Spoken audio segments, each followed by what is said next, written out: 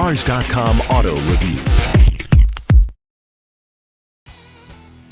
Hi, I'm Mike Hanley with Cars.com. I'm here with the much anticipated 2011 Jeep Grand Cherokee SUV. It's been fully redesigned for the 2011 model year, and it gains much improved on-road driving refinement, but not at the expense of its impressive off-road capability.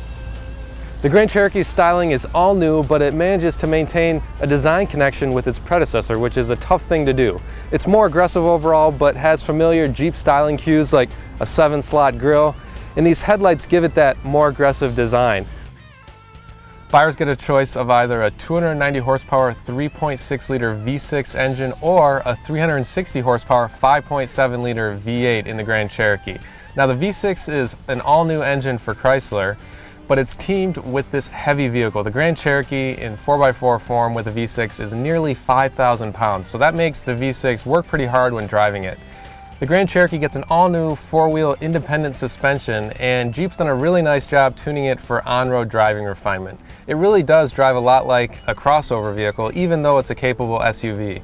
Now the Grand Cherokee also introduces a new system. It's called Select Terrain, and it's a lot like Land Rover's Terrain Response system in that it lets you control the vehicle's 4x4 systems by just a dial in the middle of the center console, so you can change it from on-road driving to snow or any of the other modes it offers.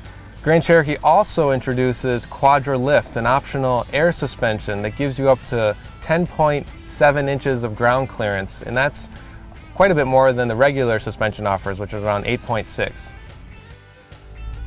One element of the previous Grand Cherokee that was lacking was its interior quality, which really wasn't up to the level of the competition. But Jeep's addressed that for the most part in the new Grand Cherokee, and you can see the results in this top-of-the-line Overland trim level.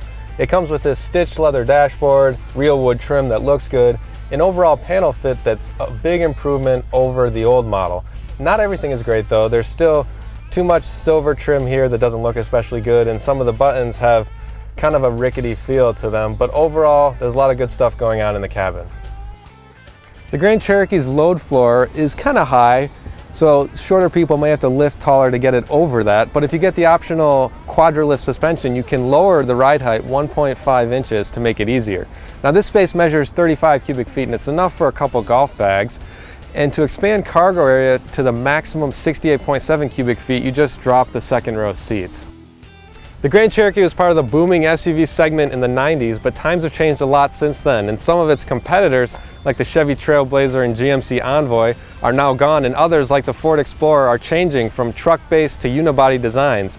The Grand Cherokee is changing though too, and it offers much more refined on-road driving dynamics that should appeal to crossover shoppers while retaining the off-road credibility that Jeep enthusiasts demand.